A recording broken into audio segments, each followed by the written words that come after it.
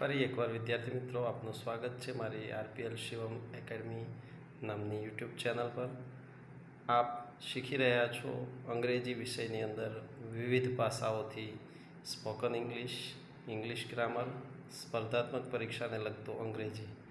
તો મિત્રો, આજનો આપણો ટૉપિક છે સાદા ભૂતકાળની અંદર એક્ટિવ પેસિવની ઉપયોગિતા શું છે। એ એક્ટિવ પેસિવના વાક્યો છે સાદા ભૂતકાળમાં કેવી રીતે બને છે, વિધાન વાક્ય, પ્રશ્ન વાક્ય અને નકાર વાક્યની ખૂબ જ સચોટ અને સરળ સમજૂતી પીપીટીના માધ્યમથી આપવાનો પ્રયાસ કર્યો છે। આશા રાખું છું કે આપ શાંતિપૂર્વક લાઇન બાય લાઇન નિહાળી અને તેમને માણશો। તો ચાલો શરૂ કરીએ મિત્રો આજનો આપણો topic. Welcome friends, let's start active passive voice in simple past tense. તો મિત્રો, કર્તરી અને કર્મણી રચનાની અંદર સાદા ભૂતકાળમાં આપણે શીખીશું આજે કઈ રીતે એક્ટિવ પેસિવ ભણાય તે। તો મિત્રો, એ પહેલાં આપણે જરા જણાવી દઈએ કે તમને કર્તા કોણ છે વાક્યમાં અને કર્મ કોણ છે એ સમજવું ખૂબ જરૂરી છે। મિત્રો, અહીંયા વિધાન વાક્ય સાદા ભૂતકાળની અંદર છે, એની સમજૂતી તમને વાક્ય રચના સાથે એક્ટિવ અને પેસિવની આપેલી છે।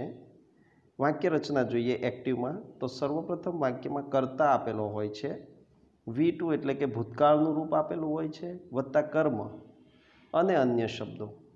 તેવી જ રીતે એ જ વાક્યને પેસિવમાં ફેરવીએ તો શરૂઆતમાં કર્મને આગળ લઈ જવામાં આવે છે, તેની સાથે વોઝ કે વેર એકવચન બહુવચન પ્રમાણે હોય છે, તેમજ ભૂતકૃદનનું રૂપ બાયથી કરતા અને અન્ય શબ્દો હોય છે।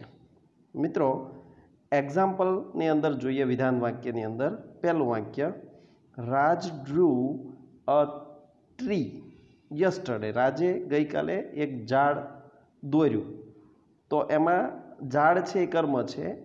A tree was drawn by Raj yesterday. બીજું વાક્ય છે, I saw a mobile in a shop. મેં દુકાનમાં એક મોબાઈલ જોયો। શું જોયું? એક મોબાઈલ। તો a mobile was seen by me in a shop. તો મોબાઈલ કર્મ હોવાથી તે આગળ આવ્યું છે, સોનું સીન થઈ ગયું છે by me in a shop.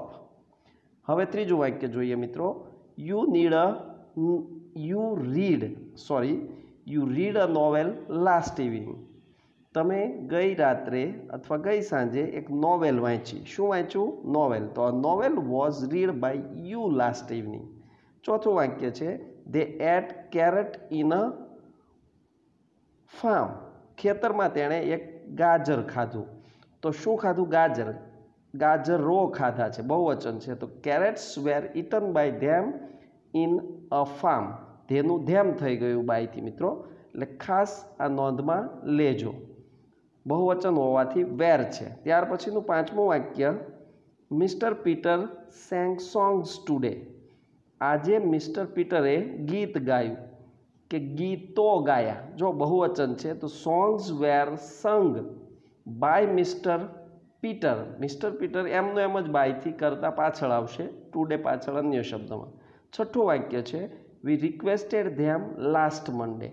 અમે તેને ગઈકાલે વિનંતી કરી, લાસ્ટ મંડે વિનંતી કરી। તો ધેમનું ધે થઈ ગયું, ધેમ વેર રિક્વેસ્ટેડ બાય અસ લાસ્ટ મંડે। ત્યાર પછી નકાર વાક્યો આપેલા છે મિત્રો, નેગેટિવ સેન્ટેન્સ। પહેલું વાક્ય છે, Vishu did not drink tea. શું નથી પીતી? ચા। તો tea was not drunk by Vishu. Vishu પાછળ બાયથી આવી ગયું, ડ્રિંકનું ડ્રંક થયું ભૂતકૃદનનું રૂપ। તેવી જ રીતે બીજું વાક્ય છે, it did not plough a field. It અહીંયા બળદ તરીકે હોઈ શકે, તો a field was not ploughed by it.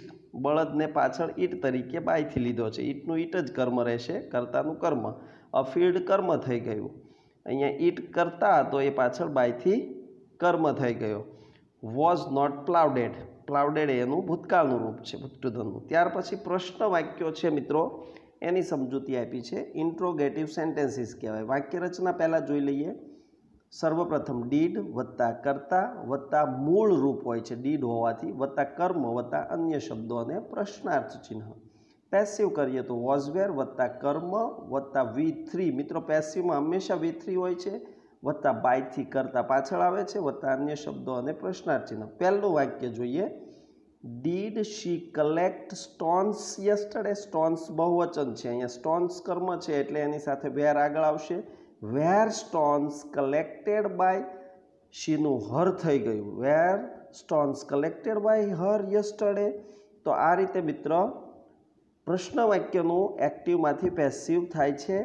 એ ખાસ વાક્ય રચનાને યાદ રાખીને તમે કરવાનો પ્રયાસ કરજો. દરેક કાળની અંદર પ્રશ્ન, હકાર અને નકાર વાક્યની વાક્ય રચના યાદ રાખવી ખૂબ જરૂરી છે મિત્રો, એટલે ખાસ કાળજીથી ધ્યાન આપજો. જોઈએ બીજું વાક્ય. Did Krish arranged any gifts. શું ક્રિશ કોઈ ગિફ્ટનું આયોજન કર્યું? તો ગિફ્ટ બહુવચન છે તો વેર એની ગિફ્ટ્સ એરેન્જડ બાય ક્રિષ્ના. ક્રિશનું ક્રિષ્ના થઈ ગયું છે, સોરી ત્યાં મિસ્ટેક છે મિત્રો. ત્રીજું વાક્ય છે. Did your uncle water a plant. એક છોડને તમારા અંકલે પાણી પાયું. તો એક છોડ હોવાથી કર્મ આગળ આવતા was a plant watered by your uncle.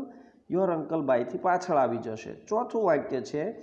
Van did he buy clothes. તેઓએ કપડાં ક્યારે ખરીદ્યા? તો વેન એમનો એમ, હવે કપડાં બહુવચન છે એટલે વેર ક્લોથ્સ બાયનું બોટ બાય હિમ.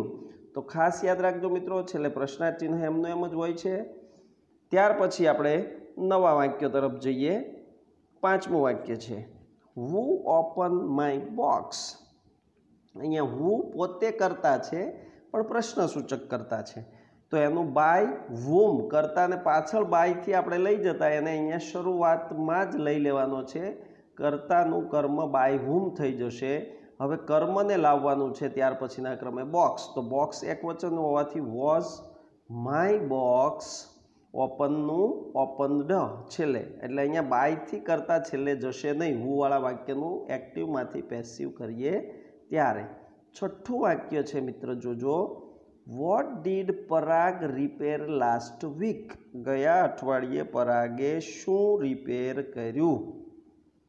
એનો જવાબ છે મિત્રો વોટ વોઝ રિપેર્ડ. વોટ પોતે કર્મ તરીકે અહીંયા સ્થાપિત થશે. ખાસ યાદ રાખવાનું છે મિત્રો, એક્ટિવનું પેસિવ કરો ત્યારે વોટવાળા વાક્યમાં વોટ પોતે જ કર્મ છે.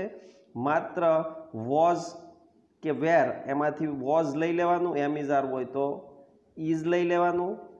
ક્રિયાપદનું ભૂતપ્રધાનનું રૂપ રિપેર્ડ, પછી કર્તાને પાછળ બાયથી બાય પરાગ લાસ્ટ વીક. સાતમું વાક્ય છે મિત્રો, જોઈએ આપણે. Why did Megha wash dishes. તો why were dishes washed by Megha. એમ આઠમું વાક્ય છે. When did she give us articles. બે કર્મ છે તો when were we given articles by her, અને બીજો છે when were articles given to us by her. તો અહીંયા જ્યારે કર્મ વિભક્તિ તરીકે અસ, મી એવા હોય તો એને પાછળથી ટુ અસ લગાડવાનું રહેશે, પણ એ જ કર્મને લઈને વાક્ય શરૂ કરતા હોય તો એનું જે કર્તા વિભક્તિ થતું હોય તે જ કરીને આગળ ધ્યાનથી કરવું મિત્રો. જોજો અહીંયા આર્ટિકલ્સ અને અસ બે કર્મ છે, તો બે કર્મથી વાક્ય બનાવીને આપ્યા છે. કોઈ ક્વેરી જણાય મિત્રો તમને? આ પીપીટી દ્વારા જે સમજાવવાની શરૂઆત કરી છે એમાં કંઈ પણ મુશ્કેલી લાગતી હોય, કંઈ પણ પ્રશ્ન હોય તો તમને અહીંયા આપણી જે યુટ્યુબ ચેનલ છે એમાં એક નંબર બી આપેલો છે, એના નંબર પર વોટ્સએપ કરી અને તમે ક્વેરી સોલ્વ કરી શકો છો. થેન્ક યુ મિત્રો.